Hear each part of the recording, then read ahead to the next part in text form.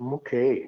Well, again, thank you guys for being here, and I hope you'll find out by the time you get out of here this week, if you haven't already, this is coming to these things is probably some of the best form of PM you can give yourself in a whole lot of ways, not just for the educational content, but just hanging around with like-minded souls, you know, your fellow biomed guys. There's just something almost mentally therapeutic about being and hearing the same stories and sharing your miseries and things, and just being around and having what you do kind of reinforced, the importance of what you guys do reinforced. And that's why these things are just so special, I think. And I appreciate MD Expo for the opportunity to share some of this stuff with you.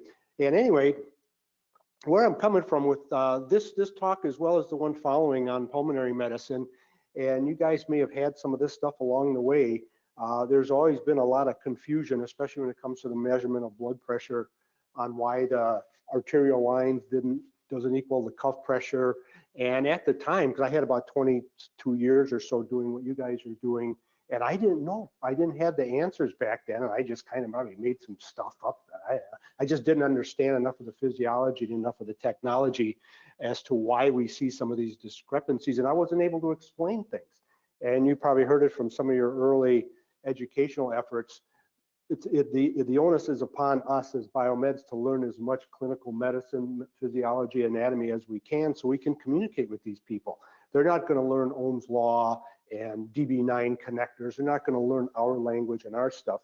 So it's always been upon us to learn as much about what they do as we can, because it then helps us not only communicate with them, our credibility goes up quite substantially if we can talk turkey with the other turkeys in a way. But it also helps us on our job when we're trying to troubleshoot things like alarms.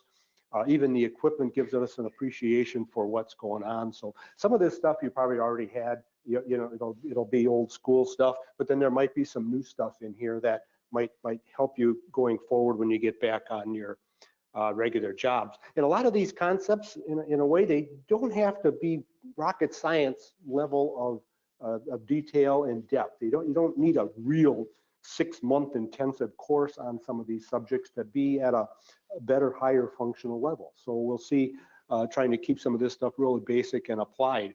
But if you go through the medical literature, you'll find out that there's quite a bit of criticism out there on how kind of sloppy the clinicians do when it comes to taking blood pressure. We've all had our blood pressure taken, you know, in our physical exams, and invariably you'll probably see every time you went in, somebody was doing it different. Some of them were using the automated, you know, the oscillometric methods. They put the cuffs on real sloppy, loose on the wrong, different arms over closed, and they were just sloppy.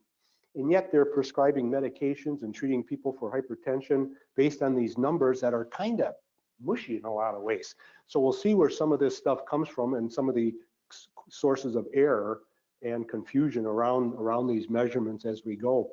But some of the things you may have already had before, you know, we think of the overall circulatory system and where blood pressure comes from, and it obviously is generated in the heart.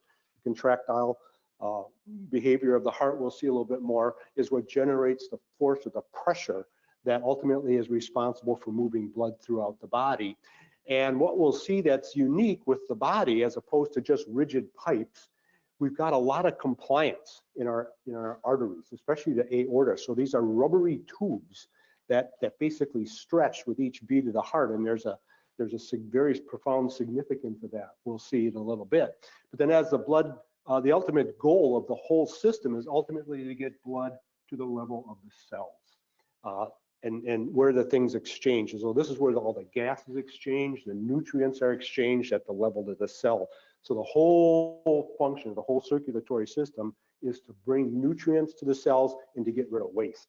So it's kind of maybe a gross analogy, but it's almost like the blood or circulatory system is almost like a boxcar that carries food and waste in the same car. I mean, we've got nutrients flowing in the blood that literally have to transfer across capillary walls to feed the cells. The cells make waste. They pee, poop, garbage, and that waste has to get put back into the venous side where it goes back to the heart. The whole process continues. But what is really wild, and one of the kind of exquisite miracles, if you will, of how the body works. Right before the blood gets to these capillary beds, there's a whole host of arterioles, they're called. They're little vessels that have little bands of smooth muscle around them. And that smooth muscle is under nervous system control, so it's almost like little hose clamps at the level of these capillaries, and the body can automatically clamp and open up these arterioles, directing more or less blood to different capillary beds. So it's like a variable resistor. The body is automatically adjusting these resistances to bring more or less blood depending on what the needs of the body are. Kind of wild. Oh, should mention too, back here, we've got, since every cell has to be physically quite close to a capillary if it's going to get fed.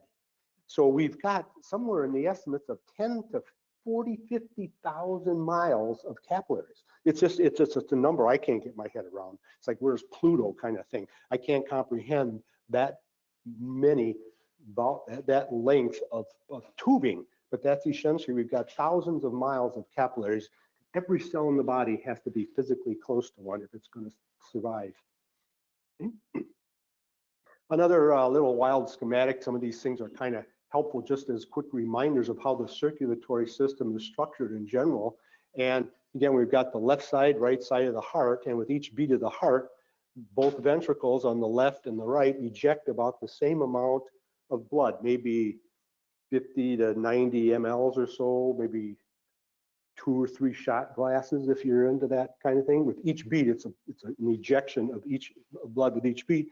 And on the left side, of course, it leaves the aortic valve through the aorta, through the tissues. It comes back. It just continues to go in this counterclockwise manner. And blood flow, as we had back here, is cardiac output. So that's analogous to current in an electrical circuit. So if you think of Ohm's law, we've got almost maybe a constant current source here, and cardiac output is blood flow.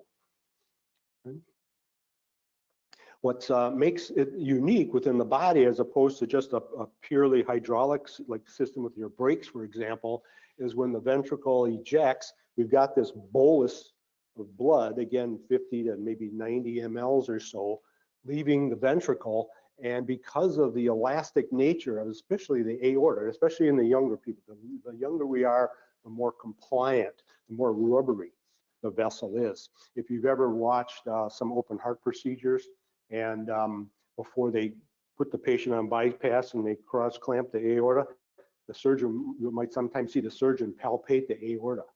They'll go down the aorta after they've opened you up, and they're feeling for how rigid that might be, because if you're calcified, if you got a lot of calcium in your aorta, they don't want to put a clamp and crush all of that calcium in there. It could create a little mess for you. But we've got a lot of compliance here in the aorta. And ultimately, what that is analogous to, if you remember your half-wave rectifier circuits, kind of maybe from way back, they got just a single diode, a half-wave rectifier, the filter capacitor in there. What that does, it prevents, you know, the capacitor will charge up to the peak voltage that you're rectifying, and the capacitor will slow the discharge of that voltage. And the aorta, the compliance in the aorta behaves very similar to a hydraulic capacitor. It has a filtering effect, if you will. So the pressure in the ventricles, when the ventricles eject blood, we get this great big this spike here of pressure. It doesn't go all the way to zero, but it goes very close to near zero. It drops way down in the ventricle, but the pressure in the aorta now and in the arterial system doesn't drop down to zero, because of this hydraulic filtering effect, if you will. So it's right at this point here, when the ventricular pressure exceeds the pressure in the aorta, we got a delta P here now. That's what opens up the valves. The aortic valve on the left side, pulmonary valve on the right, and we get ejection out of the ventricles until the pressure in the aorta now exceeds the pressure in the ventricles, and that slams the valves shut. So the ventricular pressure drops very quickly, arterial pressure does not. Same kind of profile we see on the right side of the heart, only just the magnitudes are less. We don't need as much pressure typically going into the lungs. Okay, so this is what we've got. We've got pressure in millimeters of mercury, ventricular pressure, and the arterial pressure. One of the things that's also weird in a way is that the blood flows down gradients, pressure gradients, just like voltage, current flows down voltage gradients. Blood pressure varies as it's moving through the body. So right at the level of the aorta, the large arteries, relatively high. We get down to these arterioles now with the little smooth muscle hose clamps on it, starts to drop down further, and we get to the level of the capillaries. We're now down into the 20, 30 millimeters of mercury. And then by the time we get back to the right heart, this is what central venous pressure is, CVP. We might hear that. Some conditions, patients might have elevated CVPs, and but the pressure maybe 5, 10 millimeters of mercury or even less right at the right heart. So by the time the blood gets all the way around the circuit, the pressure has dropped to back down to close to zero. What also happens is the blood pressure becomes less pulsatile as it moves down this whole circulatory tree. Still pulsatile, but by the time we get to the level of the capillaries, it's pretty much steady state flow at this point. So the velocity is much lower at this. So it's like the boxcar, the train, hauling ass through the countryside. It gets into town and it's going to slow down because it's at the level of the capillaries now, where the oxygen offloading, carbon dioxide is coming in, waste is going out, nutrients are going out. So the blood cells are moving relatively slow at this point, and they're almost all also moving single file through the capillaries. Capillaries are sometimes even somewhat a little bit smaller than a red cell, 5 to 7 micrometers or so in diameter. So the cells are kind of all lined up single file moving through the capillaries. So pressure is down maybe 20 millimeters or so. One of the reasons, you've ever seen some bed sores with patients, not uncommon in nursing homes or patients that have just simply, they're not moved properly. And because of the capillaries at the level, superficial ones, if they're compressed, because this pressure is so low, 20 millimeters of mercury, it doesn't take a whole lot of pressure to pinch off those capillary beds. And that's what ultimately creates the ulcer. The tissue actually dies from the inside out because the blood supply has been pinched off at that point. Okay. Another kind of wild way to look about the heart, again, we have the blood flow up here, cardiac output. It's about 4 to 6 liters a minute, resting cardiac output, gallon and a half a minute. And depending on the metabolic needs of the different organs and tissue beds in the body, this is where these variable resistors come in. The body will automatically adjust the blood flow that these individual organs might need. So at rest, for example, your skeletal muscles aren't doing much, or if you've had a heavy meal, we might have more blood going off to the liver and the intestines, less to the muscles. You start running around up and down the stairs. Automatically, we need more blood, so the body will automatically adjust those little autonomically controlled potentiometers, if you will, controlling the blood to those different areas. Kind of really wild how that all done typically without us even knowing about it. But ultimately, blood pressure is just like you learned in physics, force per unit area. And the area we're talking, so it's a circumferential force. So it's the force that the blood is exerting on the walls of the vessel. So you got a force in there divided by an area, and that is what the formal definition of pressure is. And in medicine, we typically use millimeters of mercury as the units of pressure, but of course we can convert that to inches of water, PSI. We don't use PSI in healthcare, but 100 millimeters of mercury is equivalent to 1.9 PSI or kilopascals. Okay. So ultimately, this would be the typical waveform of an arterial pressure that we'll talk a little bit about in a bit here. And there's a number of key pieces of information off of here that are really critical. So this would be you've seen these maybe in the OR, ICUs where we do invasive pressure monitoring. This is kind of what we're looking for. And there's a ton of rich information coming out of here that clinicians want to know. And obviously the two main ones that we're probably most familiar with, the diastolic pressure. It's the lowest pressure during diastole, the phase of diastole. Systolic is the highest. This is what we're typically trying to obtain. But the other unique information shown here is this period of time. This is when the heart is actually working, systole. So this is during a contraction and emptying phase. So when the heart is metabolically, physically working the hardest during systole, during this phase here. And this is the only period of time where the body is getting getting its blood during systole. So during systole, while the heart is giving everybody else blood, it's not getting any of its own blood. Kind of a weird thing. When the heart's being perfused, when the heart is getting its own blood, is during this longer period here referred to as diastole. This is the filling phase of the heart, the relaxation phase. So the heart is kind of sleeping during diastole. And you can see during diastole, the heart is resting almost twice as long as it's working. So it's like I'm working 8 hours a day, but I'm going to sleep 16. I mean, it's not a bad ratio for something that has to kind of last the whole life. Right? It's kind of a sweet deal. But it's during diastole here is when the heart is being perfused, when the heart is getting its own blood during diastole.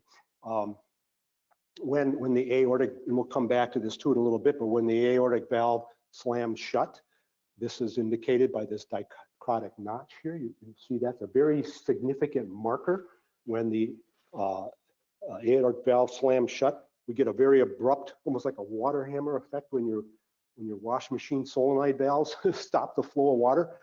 That's why you got those little arresters on your sinks. But we get a reflection, basically a pressure wave reflection, and we gives that notch here. Any of you guys work on balloon pumps? Aortic balloon pumps, intra-aortic balloon pumps? Used to? Yeah, they're incredibly wildly effective therapeutic assist devices for kind of weak hearts. And one of the ways in which they do their thing is we've got this balloon inserted typically up through the femoral artery. It's almost like a bratwurst when it's inflated. We use helium, very low mass gas, so we can very quickly blow it up. We can suck it out very fast. And how we use that, hearts kind of after, especially after some surgery, sometimes you can't wean patients off of bypass. We'll put a balloon pump in. And the way that thing is timed normally is it's timed to inflate the balloon right after the end of systole. So right after the aortic valve slams shut, boom, we inflate the balloon. And what we do, we increase diastolic pressure. And what we'll see, that's going to help perfuse the heart. So the heart's going to get more blood during that diastolic phase because the balloon has inflated. And right before the next systole, right before the next ejection of blood, you don't want that balloon inflated, obviously. You know, it's like trying to get out of the door and you got a gorilla on the other side preventing you from getting out. So right before the next systole, the balloon will rapidly deflate, and it almost creates almost, so the heart has a whole less work to eject. Afterload is reduced dramatically. So it's like walking out the door at the same time someone is pulling the door open. It's like a sick heart benefits from that kind of thing. And this is the example here. So these inflow to the coronary arteries are on the outflow side of the aortic valve. Okay? And this is the skill that the cardiologists, when they do in the cath lab, you know, when they do stents or balloon angioplasties, this is where they're coming into. So they ultimately are in aorta, and they're going to come down up through the aorta and fish those catheters into the left and main coronary. As goofy and as nasty as some of those cardiologists used to be, I couldn't almost stand them as human beings, but I admired immensely their technical skills to be able to do this. And they're doing this all on monitors with, but that's where they get their blood. So obviously what we're after is we want a good measure, reliable, accurate measure of systolic pressure and diastolic pressure. And because there's a whole host of information clinically that we get from that.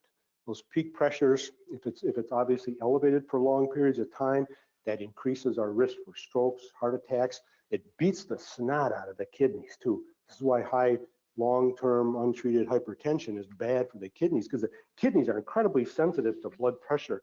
If you look anatomically, they're relatively high up in the chest, in the back, but relatively high up, and the big renal arteries are coming off of the aorta because the kidneys need a lot of blood. They need a lot of blood pressure to do their job. So, and they've got real sensitive little capsules in the kidneys, the nephrons, and under high pressure, sustained high, it just beats the snot out of those little fragile structures. So we want to control that as best we can. One thing I probably should have mentioned back here, the mean pressure. This is often a source of confusion because the heart spends almost much more of its time in diastole than systole. We just don't take the average of systolic, and diastolic.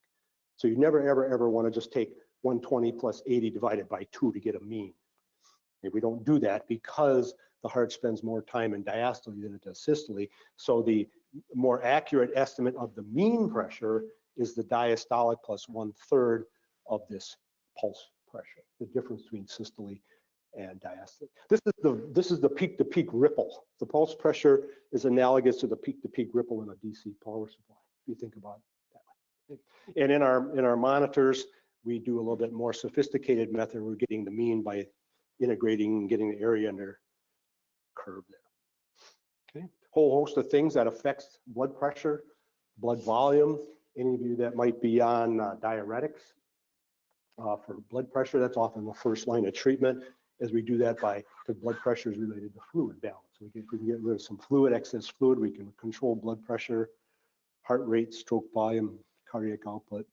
There's a whole host of things, in other words, that the body is doing automatically to adjust these pressures. Another weird thing that happens in the body that we don't often see in other rigid pipe systems is this thing called pulse wave amplification, which seems almost counterintuitive. How does the pressure actually increase when it's going down a gradient? And the mean pressure stays relatively constant, but what we can see happen, depending on where the blood pressure is attempted to be measured, we can see systolic, diastolic pressures getting larger the farther down the tree we get. And that's primarily due to the reflections.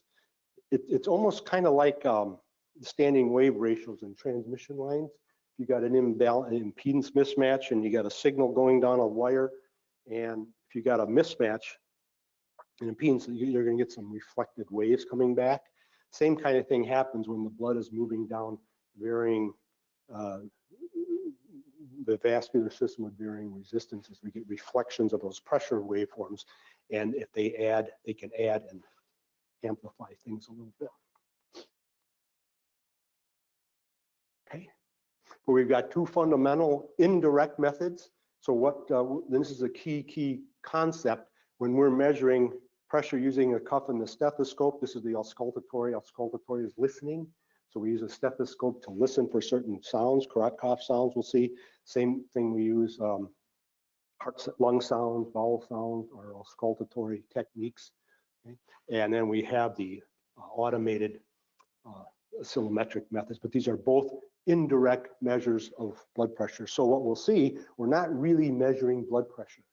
So it's technically, and being kind of the pinched anal people that we kind of are, it's a misnomer to say we're measuring blood pressure with these techniques. We're really not. We're getting an estimate, we'll see, but we're not really measuring pressure. Of course, you're going to get into trouble if you start talking like that, so you don't want to kind of do that. But the typical indirect common method that we use here, we use the brachial artery in the upper arm, primarily just because it's convenient, relatively large, close to the heart. There are devices out there you'll see that you may have even seen their wrist. You can get they're offered to try to measure blood pressures or estimate blood pressures from the wrist.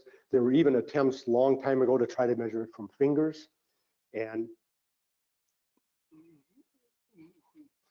technically you can get numbers at the wrist and the fingers, but they are physiologically different than we get at the upper arm. So they don't tend to agree clinically the way clinicians often would expect them to agree. So fundamentally, and this is what you probably had this down, but what we do, we put a cuff on the upper arm, and we're going to, it'll get inflated. And what the goal is that we want that cuff to apply this is a key, we want it to apply a relatively unified, uniform compressive force over the upper arm to the point where it actually pinches off blood flow in the brachial artery. A real cool thing you can do next time you get into your own shops, if you got a pulse ox, put the pulse ox on one finger and the cuff on the same arm, and just have to pump the cuff up until your pulse ox will just disappear on you. We purposely want to occlude that brachial artery. Right downstream, slightly distal, is the stethoscope, placed over that approximate place in the right. It's an antecubital fossa. It's a notch in the elbow joint. We want it to be right around above there. And at that point, the clinicians won't hear anything in the stethoscope at that point because the blood has been completely pinched off. Okay. They're going to gradually start to release the pressure in the cuff, and this is a source of potential error we'll see here in a little bit, but they're going to gradually start to release the pressure. And what happens is that this occluded artery now is going to gradually start to open, and the blood's going to come flying through there at a much higher velocity. Okay? And that higher velocity is going to create turbulence in that blood, and that sets up vibrations in the vessel that we can hear. Those vibrations are transmitted from the artery through the tissue, and you can pick those up, and those are what are classically referred to as Karat sounds. Karat sounds, relatively low frequency vibrations coming from that vessel. Same thing, if you ever had a garden hose, next time you get home, turn on your garden hose and just pinch the garden hose, pinch off the flow of water, and then gradually start to release it, and you might actually be able to hear a squeal. The exact same concept coming out of your garden hose when you start to open up that hose a little bit. You get real high velocity jet of water through there. It's going to create noise. Okay? So the pressure at which the sound is first heard, so the clinician is eyeballing the aneroid gauge. The first sound that they hear, they're going to note the gauge reading, and they're going to record that as your systolic pressure. And it's going to get louder, louder, louder, louder, louder, and when it's going to disappear, because laminar blood flow now, the blood flow in the unoccluded artery now has been restored to almost a nice laminar flow at that point, and that doesn't make any noise, so they won't hear anything at that point. And when that sound disappears, that's the diastolic pressure. So the same kind of thing illustrated here. They'll pump it up arbitrarily to what they think is much higher than your systolic pressure. If you've ever had some of these automated devices, even home devices, it'll automatically inflate. And if your pressure happens to be higher than it initially set, it'll clamp down on you even more, redo it. But ultimately, we need to pinch off that vessel. Okay. I don't know if this shows up or not, but you can kind of, you can kind of see what happens here.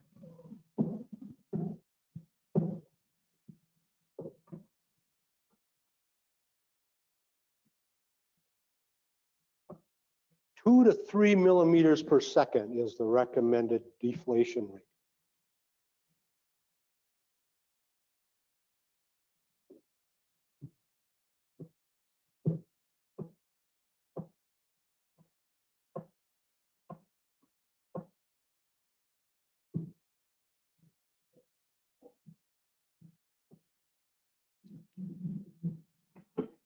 But a lot of you wish your pressures were that low. But anyway, that's kind of the general concept. Even if you watch these, you'll be able to sometimes see the needle fluctuate that way. Okay. But the key concept and the takeaway here almost of this whole presentation is to keep in mind that these methods are indirect measures or estimates. At best, they're an estimate of the actual arterial pressure, and that's precisely why we'll see by the time we get done here why they may or may not agree. And I've seen again a number of times, and you may have as well, that this is a source of major confusion for a lot of clinicians. Why aren't they the same?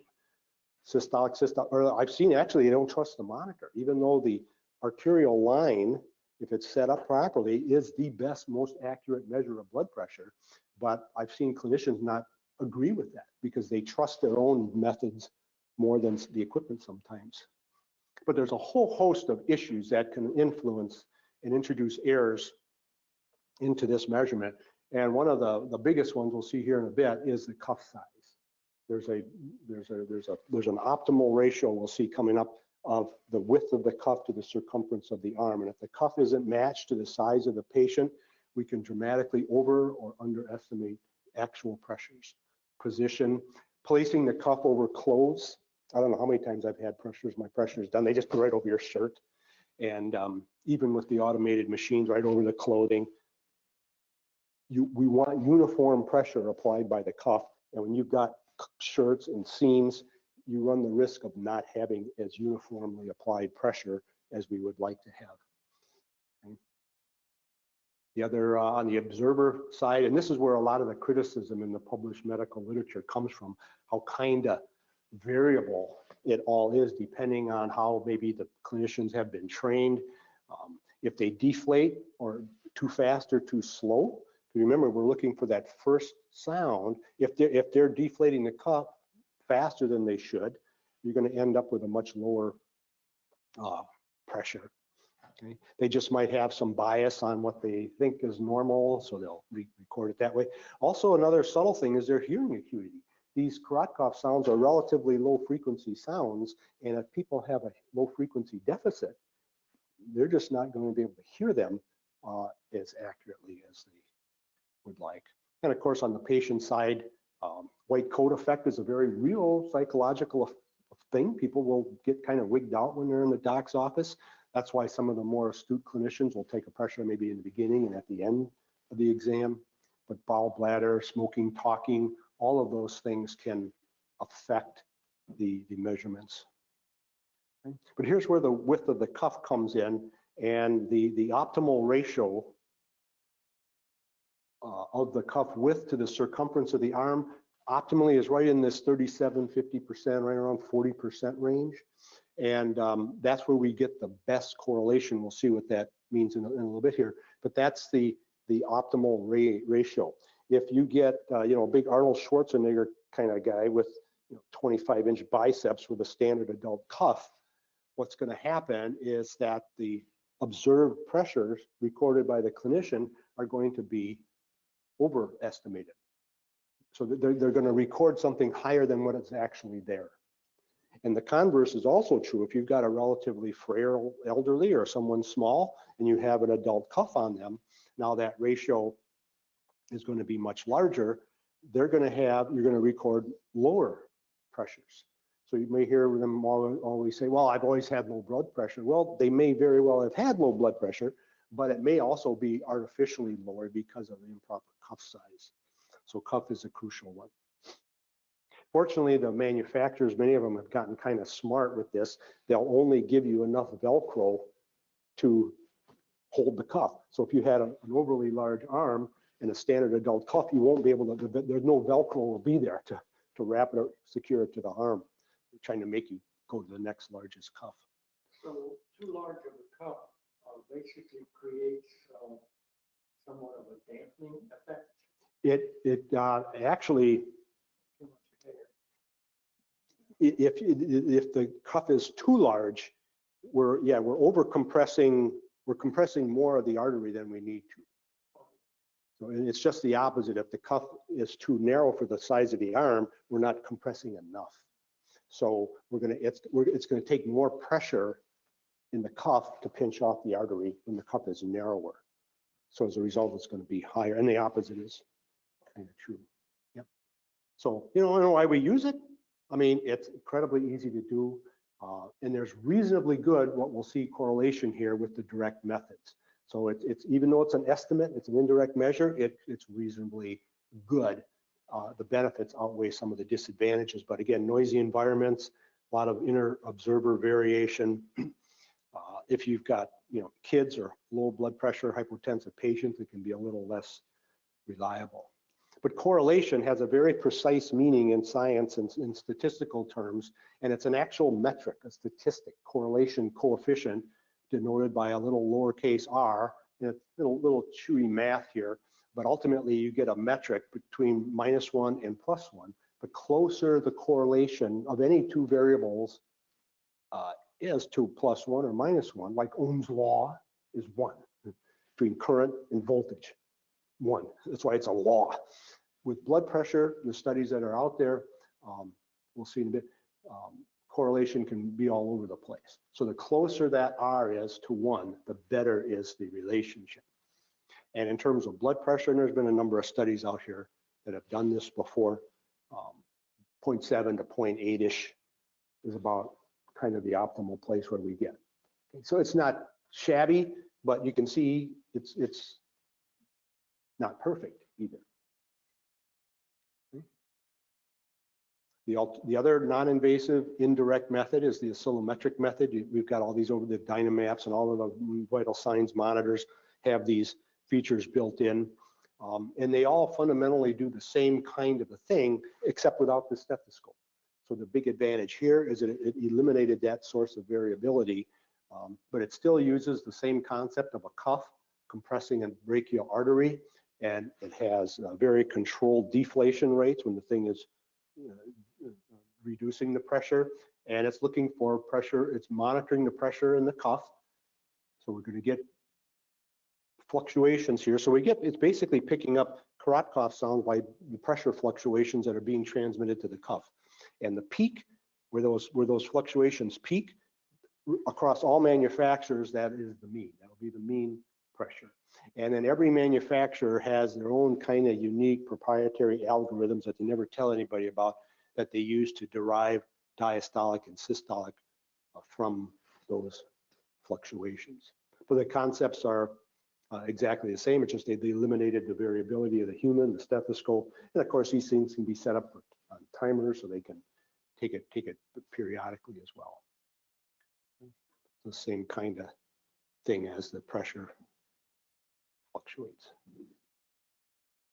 Okay, and then the last thing here is the direct methods. Now here is where we're actually physically measuring pressure, true pressure, if it's done right with these transducers.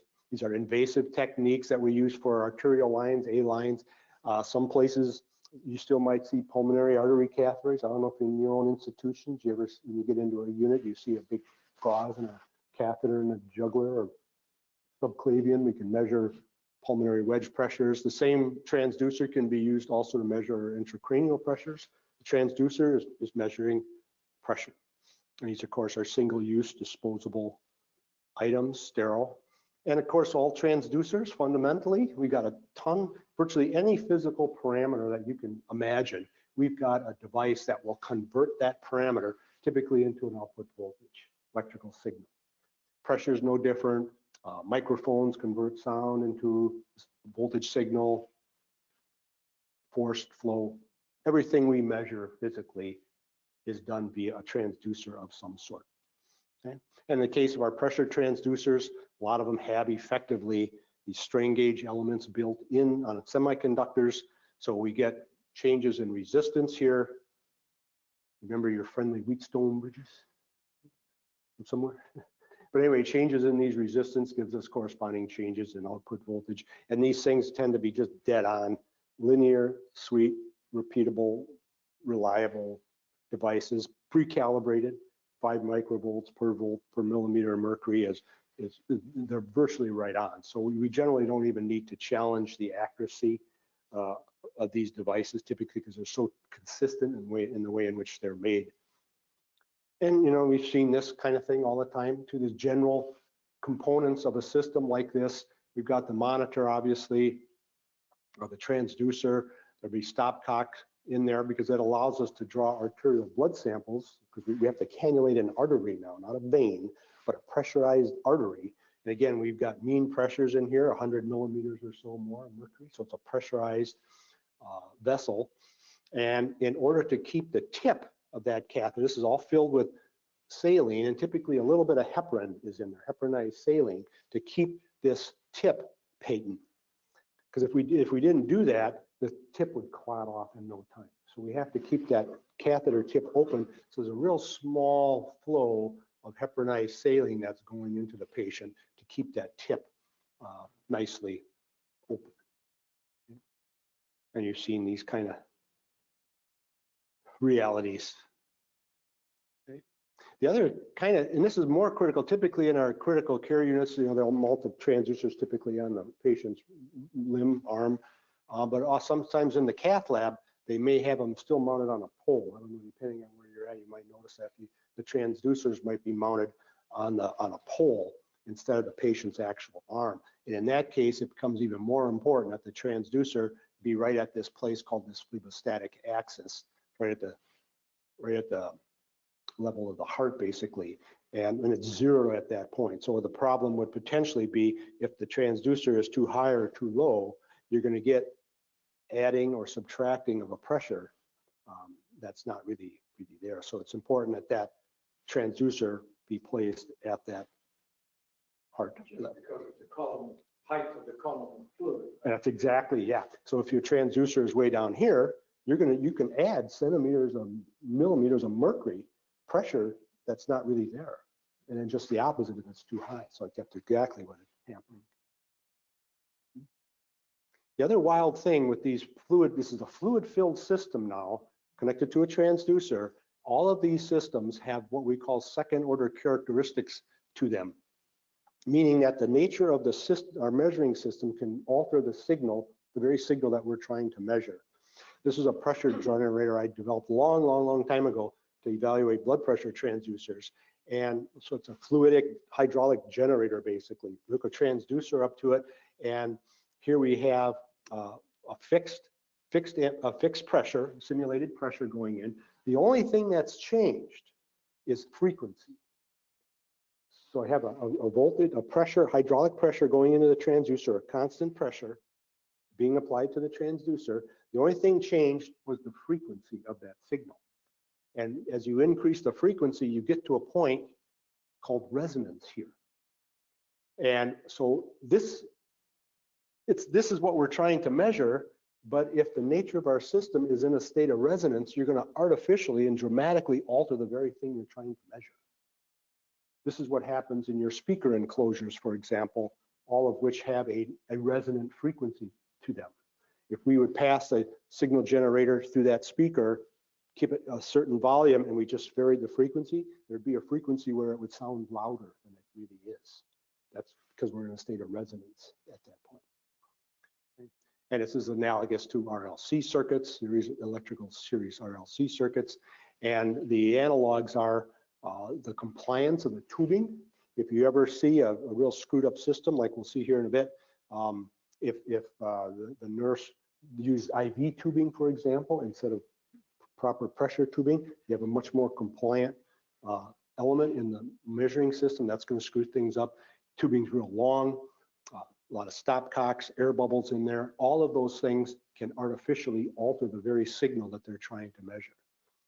Okay, but this is ideally what we kind of like to look for. So just qualitatively, if you get called in on a pressure monitor problem, you generally want to see a nice, real sharp up streak here, pressure, a high pressure change here, a very crisp and distinct dichrotic notch. It's a good sign. And that would be a relatively normal looking pressure waveform. The bigger the dichrotic notch, the better. Is it bad? No, is it better for the dichrotic notch to be showing itself as bigger? Oh yeah, yeah. You generally want to see it because it's a very abrupt activity anatomically going on when that aortic valve slams shut. So if your system is optimally set up, you'll see a very distinct notch there. Yeah. Okay, it can be muffled, though we'll see in a bit. But some of the transducers, and I think we'll see some coming up, they have this little pigtail on them, depending on what kind of transducers you have. There's a little pigtail on here. This is a little fast flush device. We'd never want to do it as biomeds, but an astute, well-trained clinician, if they're concerned at all, they can pull this fast flush and just quickly let it go. And what it's going to do, it's going to introduce an impulse function, a bolus of the saline into the transducer in the catheter system. So you're going to get a very quick flush, and what we're looking for is the response here. So if you get, you know, a couple fluctuations here, that would be a good thing. That would mean your system is what we call critically damped. It's analogous to, say, the suspension in your car when you hit a pothole. If you've got a relatively good car, high-end suspension, you hit a pothole, you know, you're going to settle out very quickly and hardly even notice you hit the pothole. Versus if you had a car with bad shock absorbers in it, you hit a pothole, you know, you're going to be bouncing all over the place. So we want these things to be kind of critically, optimally damped. And it's a real quick qualitative way, quickly assessing. You can sometimes just tell by the nature of your upsweeps here and the good dicrotic notch. You might not even have to do a fast flush just looking at it, but if you're really concerned, you can do the fast flush. If you've got a underdamped system, which is kind of more difficult to actually achieve, you're going to see a lot more garbage and noise, a lot of oscillations. So this is the car with the bad shock absorbers. You've eliminated the dampening, so all you have is mass and a spring, basically. So it's just going to continue to oscillate. Of course, in cases like this, you're going to have artificially elevated systolic and diastolic pressures. The mean is less affected, but the systolic, diastolic can be really artificially screwed up.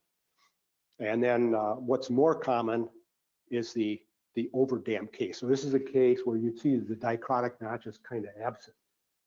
And if you see pressure waveforms like this, highly likely you've got some kink catheters, loose connections, overly compliant tubing, the wrong tubing maybe, or even common are air bubbles. It's not uncommon, if you get real close up, you can see little, anytime you have a discontinuity of tubing and a stopcock, roof fittings, you can have little micro bubbles, little baby bubbles appearing all around that. So you're not going to die from anything like that, but hydraulically, all those little baby bubbles look like one big ass bubble from a systems perspective. So that can add a lot of dampening to the waveform and cause the loss of these notches here.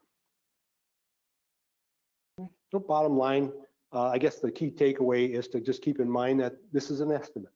So if you get complaints about a monitor, direct monitor, not being equal to the cuff, shouldn't be at all surprising because we're measuring two different things. This is measuring actual pressure. Here we're measuring, essentially detecting the presence or absence of flow. We're looking, you know, we're looking for a vibration, a Korotkov sound, and trying to relate that to an actual pressure. So we're not really measuring pressure, but a little bit. And the oscillometric one has a pressure transducer, but it's basically air for air instead of fluid. For the, yeah. So we're actually, so instead of a stethoscope, it's using a pressure transducer inside the monitor, because those same pressure vibrations from the turbulent blood flow are being transmitted to the cuff. And a transducer in the cuff, we can pick up those pressure fluctuations, if you will. Does that make sense? Yeah. So instead of the stethoscope, the machine is using a pressure transducer because the same turbulent vibrations are sent up to the cuff. All the more reason to do it over bare skin. You put clothing in there, it might pick stuff up, but it's not going to be as reliable if it was just over bare skin. Okay, anything kind of newish, maybe a little different one way or the other, so yeah.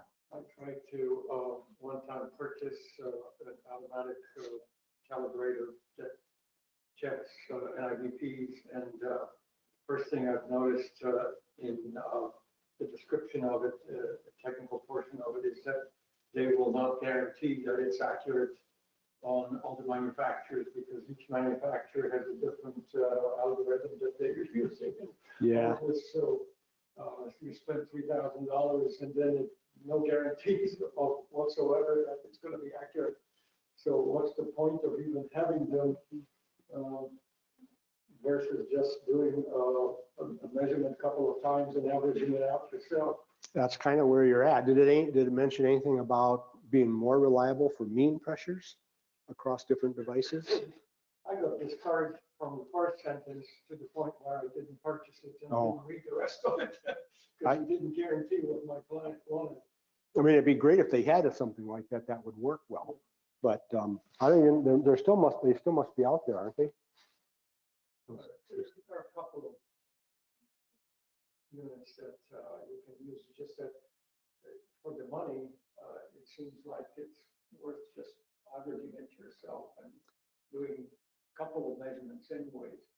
And you're good point, because it can give you a false sense of security and reliability because it's coming from a calibrator, so it must be accurate. Right. It says that I'm not going to be accurate. Yeah, that's a good point. So And then as far as, I'm sorry, and then as far as measurements on the upswing versus downswing or some other that they are manufacturers are using, what's the advantage of one versus the other? oh, you mean in the automated devices here? Yeah, that they arrive at their measurements while they're pumping up versus when they're actually coming back down. I see the ones that are going on the upswing, they're providing results much quicker because they're not deflating and waiting for the measurements of diastolic. They seem to be able to arrive at all the measurements on the Pressures. pressure coming up of the. Wow. Do they explicitly state that's what they're doing in their literature then? Oh, I can feel it. Wow. From different manufacturers, you either get the measurements while the pressure is being increased. And both measurements are being derived from the upswing of the pressure versus on the other side when you finally occlude the artery and it comes back down. That's interesting. I hadn't heard of that. I can't imagine how it could be doing it on the up. But yeah, it's a good point. I don't know. Yeah, well, Yeah, no, that's it. By the point of view of the medicine, what should be the accuracy of the instrument? You mentioned that you are measuring 120 millimeters of mercury, but the instrument may show you 125 or 115, but it all depends the specification of the instrument and the calibration. I represent a calibration laboratory for biomedical instruments. I provide a subject of metrology for biomedical engineering students. Okay. And I'm trying to find the accuracy of the tolerance in the measurements in for example, in blood pressure. But from the point of view for the medicine, what is the accuracy that the instrument should meet? And I don't know. 120 plus minus 5, 2, 1. But that would imply that you've got a good, accurate source in the calibrator. Yeah, You know, a generator that can produce a reliable, consistent pressure that the device could detect. And even when you have one and static pressure is accurate, the dynamic results depend on so many other factors that it's still an average. Yeah. And it gets even complicated when we start to try to use those devices on an innately variable human being. I mean, the pressures can vary minute to minute on the same person. All kinds, and the body's constantly tweaking and adjusting this stuff, so you can get 5 different measurements from the same person using the same device. So, yeah. Well, good. Okay. Well, I appreciate you guys being here, and we'll keep it going. I hope you have a good rest of the next couple of days here as well. So, okay.